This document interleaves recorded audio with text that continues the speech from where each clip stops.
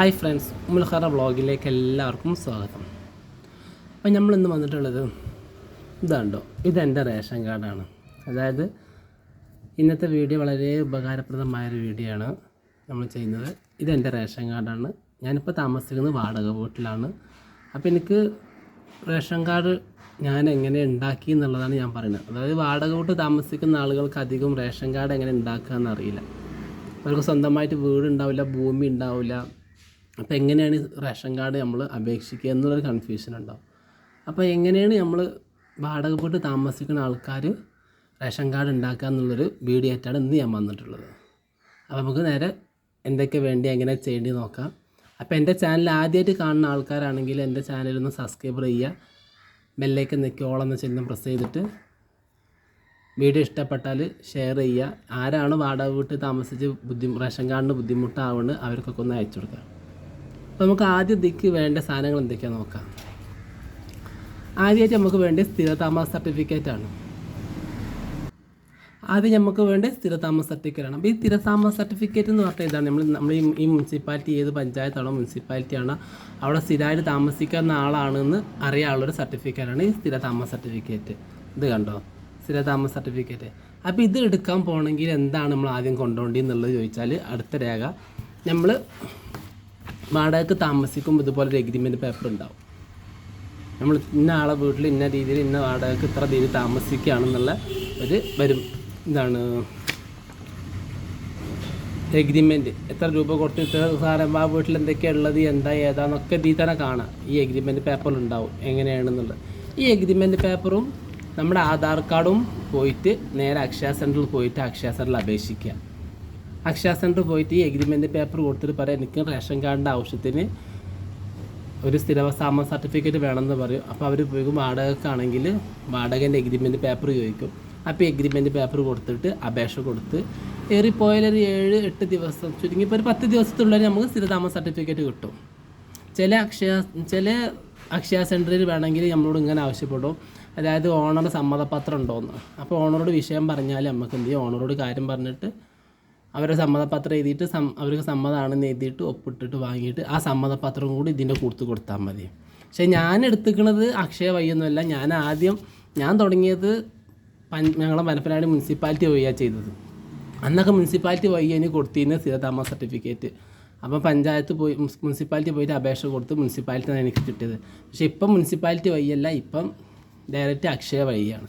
അപ്പോൾ ഈ 2 അക്ഷയ വഴിയാണ്. അപ്പോൾ എന്ത് ചെയ്യും, ഇതുപോലത്തെ നമ്മളെ എഗ്രിമെൻറ്റ് പേപ്പറും അതേപോലെ തന്നെ നമ്മുടെ ഓണറെ ഒരു സമ്മതപത്രവും കൊണ്ടുപോയിട്ട് അപേക്ഷ കൊടുത്താൽ 10 ദിവസത്തിനുള്ളിൽ നമുക്ക് ഇതുപോലത്തെ ഒരു സ്ഥിരതാമസ സർട്ടിഫിക്കറ്റ് കിട്ടും. ചിലപ്പം പഞ്ചായത്തിൽ നിന്ന് ചെറിയ അന്വേഷണമൊക്കെ വന്നുകൂടായില്ല. കാരണം ആ നാട്ടിൽ താമസിക്കുന്ന ആളാണ്, ആ വീട് ഓണർക്ക് സമ്മതമാണെന്നൊക്കെ അറിയാനുള്ള രീതിയിലുള്ളൊരു ഇത് വന്നുകൂടായില്ല. അധികം വരാൻ സാധ്യതയില്ല എന്നാണ് എൻ്റെ ഒരു അഭിപ്രായം. പക്ഷേ ഞാൻ ഡയറക്റ്റ് പഞ്ചായത്ത് പോയി എടുത്തോണ്ട് എനിക്കങ്ങനെ അന്വേഷണം വന്നിട്ടില്ല. അങ്ങനെ സ്ഥിരതാമസ സർട്ടിഫിക്കറ്റിന് അപേക്ഷ കൊടുത്ത സമയം തന്നെ നമ്മൾ അവിടെ എന്ത് ചെയ്യണം, നമ്മുടെ വരുമാന സർട്ടിഫിക്കറ്റ് അപേക്ഷിക്കണം. വരുമാന സർട്ടിഫിക്കറ്റ് അപേക്ഷിക്കുമ്പോൾ എന്തായാലും റേഷൻ കാർഡ് വേണം. അപ്പോൾ നമ്മൾ വരുമാന സർട്ടിഫിക്കറ്റ് അപേക്ഷിക്കുക എന്തായാലും നമുക്ക് റേഷൻ കാർഡ് വേണം. ഇതാണ് വരുമാന സർട്ടിഫിക്കറ്റ്. അപ്പോൾ എൻ്റെ റേഷൻ കാർഡ് കിടക്കുന്നത് എൻ്റെ ഭാര്യൻ്റെ പേരിലാണ്. അപ്പോൾ ഞാൻ അവളെ പേരിലല്ല വരുമാന സർട്ടിഫിക്കറ്റ് എടുത്തുകൊണ്ട് ഞാൻ എൻ്റെ പേരിലാണ്. ഇതാണ് വരുമാന സർട്ടിഫിക്കറ്റ്. അതായത് ഇതാണ് എൻ്റെ വരുമാന സർട്ടിഫിക്കറ്റ്. ഈ വരുമാന സർട്ടിഫിക്കറ്റിന് അപേക്ഷിക്കണം നമുക്ക് എന്തായാലും റേഷൻ കാർഡ് വേണം.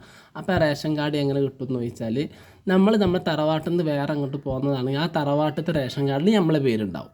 അപ്പോൾ ആ തറവാട്ടത്തെ റേഷൻ കാർഡും ആധാർ കാർഡും കൊണ്ടുപോയി അക്ഷയ സെൻറ്ററിൽ തന്നെ നമ്മൾ ആദ്യം വരുമാന സർട്ടിഫിക്കറ്റ് ഉണ്ടാക്കാൻ പോകുമ്പോൾ തന്നെ കൊണ്ടുപോവുക. അപ്പോൾ എന്ത് ചെയ്യുക, അവിടെ നിന്ന് തന്നെ വരുമാന സർട്ടിഫിക്കറ്റിന് അപേക്ഷിക്കുക. അവിടെ നിന്ന് വരുമാന സർട്ടിഫിക്കറ്റ് അപേക്ഷിച്ച് കഴിഞ്ഞാൽ നമുക്ക് ഇതുപോലത്തെ ഒരു വരുമാന സർട്ടിഫിക്കറ്റ് നമുക്ക് പാസ്സായി കിട്ടും.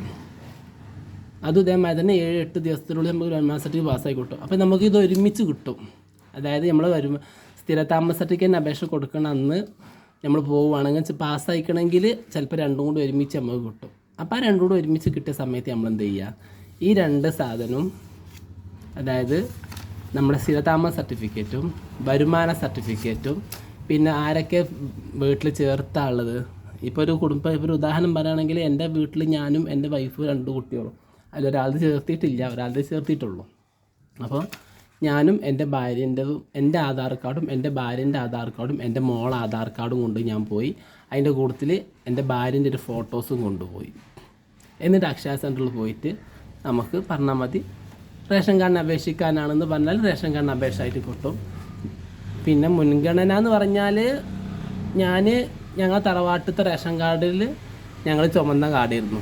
ഞങ്ങളെ തറവാട്ടത്തെ റേഷൻ കാർഡിൽ ഞാൻ അപേക്ഷ കൊടുത്ത സമയത്ത് ചുമന്ന കാർഡായിരുന്നു. അപ്പോൾ അതിന് പേര് വെട്ടി തിരുത്തിയതുകൊണ്ടായിരിക്കും എനിക്ക് ചുമന്ന കാർഡാണ് കിട്ടിയിട്ടുള്ളത്. അപ്പോൾ എനിക്കതുപോലെ ചുമന്ന കാർഡാണ് കിട്ടിയിട്ടുള്ളത്. ആദ്യമൊക്കെ നമ്മൾ റേഷൻ കാർഡ് വന്നിരുന്നൊരു ബുക്കായിട്ടാണ്. ഇപ്പോൾ വരുന്നത് ഇതിങ്ങനെ കാർഡായിട്ടാണ് വരുന്നത്. ഇപ്പോൾ വരുന്നത് ഇതുപോലെ കാർഡായിട്ടാണ് വരുന്നത്. അപ്പോൾ എൻ്റെ വീഡിയോ ഇത്രയേ ഉള്ളൂ. അപ്പോൾ എൻ്റെ വീഡിയോ ഇഷ്ടപ്പെട്ടാൽ ലൈക്ക് ചെയ്യുക, ഷെയർ ചെയ്യുക, സബ്സ്ക്രൈബർ ചെയ്യുക. അപ്പം വാടക വീട്ടിൽ താമസിക്കുന്ന ആൾക്കാർക്ക് റേഷൻ കാർഡ് ഉണ്ടാക്കാനുള്ളൊരു പണിയാണ് ഞാനിപ്പോൾ പറഞ്ഞു തന്നത്. ആദ്യം നമ്മൾ എന്ത് ചെയ്യുക, ഒന്നുകൂടി റിപ്പീറ്റ് ചെയ്ത് പറഞ്ഞ് മനസ്സിലാക്കി സ്ഥിര താമസ സർട്ടിഫിക്കറ്റ് അപേക്ഷിക്കുക. അത് അപേക്ഷിക്കുന്ന കൂടുതൽ തന്നെ നമ്മൾ എന്ത് ചെയ്യുക, വരുമാന സർട്ടിഫിക്കറ്റ് അപേക്ഷിക്കുക. വരുമാന സർട്ടിഫിക്കറ്റും സ്ഥിര താമസ സർട്ടിഫിക്കറ്റും കൊണ്ട് നമ്മൾ എന്ത് ചെയ്യുക, അപ്പം ആ 2 സർട്ടിഫിക്കറ്റ് കിട്ടിയാൽ നമ്മൾ അക്ഷയ സെൻറ്ററിൽ പോയിട്ട് എത്ര ആളാണ് ചേർത്താനുള്ള ഒരു ആധാർ കാർഡും കൊണ്ടുപോവുക. അതേപോലെ തന്നെ ഒരു ഒരു ലേഡീൻ്റെ പേരിലാണ് കിട്ടുക, സ്ത്രീയുടെ പേരിലാണ് കിട്ടുക. ആ സ്ത്രീയുടെ ഫോട്ടോസും കൊണ്ടുപോയിട്ട് അപേക്ഷ കൊടുത്തു കഴിഞ്ഞാൽ നമുക്ക് ആ അപേക്ഷൻ്റെ ഒരു പേപ്പർ ഉണ്ടായിരുന്നു, ഞാൻ ഇവിടെ വെച്ചെനിക്കൊരു ഓർമ്മയില്ല. അപ്പോൾ ആ ഒരു അപേക്ഷ പേപ്പറും നമുക്ക് കിട്ടിക്കഴിഞ്ഞാൽ ഇത്ര ദിവസത്തിൻ്റെ ഉള്ളിൽ ഏകദേശം നമുക്ക് വിളിക്കാം. അക്ഷയ സെൻറ്ററിൽ പോയി അന്വേഷിച്ചാൽ ചിലപ്പോൾ നമ്പർ കൊടുത്ത് ഫോൺ നമ്പറൊക്കെ കൊടുക്കണം. അക്ഷയ സെൻറ്ററിൽ ആരുടെ പേരിൽ റേഷൻ കാർഡിൽ ഉണ്ടാക്കാൻ കൊടുക്കുമ്പോൾ ഫോൺ നമ്പറൊക്കെ കൊടുക്കണം. അപ്പോൾ ആ ഫോൺ നമ്പർ വഴിയൊക്കെ ആകുമ്പോൾ നമുക്ക് അതിൽ മെസ്സേജ് വരും, റേഷൻ കാർഡ് പാസ് അപ്രൂവ്ഡ് ആയതുകൊണ്ട് മെസ്സേജ് വരും. അപ്പം നമ്മൾ അക്ഷയ സെൻറ്ററിൽ പോയാൽ അക്ഷയ സെൻറ്ററിൽ നിന്ന് തന്നെ നമുക്ക് റേഷൻ കാർഡ് കിട്ടും. ഇപ്പോൾ സപ്ലൈ ഓഫീസിലൊന്നും പോകേണ്ട, അക്ഷയ സെൻറ്ററിൽ പോയാൽ അവരിങ്ങനത്തെ കാർഡാണ് ഇപ്പോൾ തരുന്നത്. റേഷൻ കാർഡ് ഇങ്ങനെ ഒരു കാർഡായിട്ടാണ് തരുന്നത്. അപ്പോൾ ഈ റേഷൻ കാർഡ് ഇങ്ങനെ കാർഡായിട്ട് തരും. നമുക്ക് എന്ത് ചെയ്യുക, അത് അക്ഷയ സെൻറ്ററിൽ തന്നെ ലാമിനേഷൻ ചെയ്ത് ഇതേപോലെ റേഷൻ കാർഡായി കിട്ടും. അപ്പോൾ ഇത്രയേ ഉള്ളൂ റേഷൻ കാർഡ് വാടക വീട്ടിൽ താമസിക്കുന്ന ആൾക്കാർക്ക് ചെയ്യാനുള്ള മെത്തേഡ്. അപ്പോൾ ഇത്രയേ ഉള്ളൂ ഇന്നത്തെ വീഡിയോ. അപ്പോൾ എൻ്റെ വീഡിയോ വളരെ ഉപകാരപ്രദമായ വീഡിയോ ആവുമെന്ന് ഞാൻ പ്രതീക്ഷിക്കുന്നു. നിങ്ങൾ ഈ വീഡിയോ കാണുന്ന എല്ലാവരും വാടക വീട്ടിൽ താമസിക്കുന്ന ആളുകൾക്ക് എന്ത് ചെയ്യുക, എൻ്റെ വീഡിയോ ഷെയർ ചെയ്ത് കൊടുക്കുക. എൻ്റെ വീഡിയോ ആദ്യമായിട്ട് കാണുന്ന ആളുകളുണ്ടെങ്കിൽ വീഡിയോ ഒന്ന് ലൈക്ക് ചെയ്യുക, ഷെയർ ചെയ്യുക, സബ്സ്ക്രൈബ് ചെയ്യുക, ബെല്ലൈക്കൻ തേക്ക് ഓൾ എന്ന ചിഹ്നം പ്രസ് ചെയ്യുക. മറ്റുള്ളവർക്ക് നമ്മളെ വീഡിയോ എത്തിച്ച് കൊടുക്കുക. അപ്പം ഇന്ന് ഇത്രയേ ഉള്ളൂ നമ്മളെ വീഡിയോ. അപ്പം ഇത്ര സിമ്പിളുള്ളൂ. അപ്പം ചിലവർക്ക് ഭയങ്കര പേടിക്കാരം എങ്ങനെയാണ് അപേക്ഷ കൊടുക്കുക, എങ്ങനെ കിട്ടുക എന്നുള്ളത്. അപ്പോൾ ഇത്ര സിമ്പിളായിട്ടാണ്. അപ്പം നമുക്ക് വീണ്ടും പുതിയൊരു വീഡിയോ ആയിട്ട് പിന്നീട് കാണാം. ഇനി നിങ്ങൾക്ക് ആർക്കെങ്കിലും എന്തെങ്കിലും സംശയം ഉണ്ടെങ്കിൽ എൻ്റെ കമൻറ്റ് ബോക്സിൽ വന്ന് ചോദിച്ചാൽ മതി. അപ്പം വീണ്ടും ഒരു പുതിയ വീഡിയോയുമായി വരുമെന്ന് പ്രതീക്ഷിച്ചുകൊണ്ട് എല്ലാവർക്കും നന്ദി.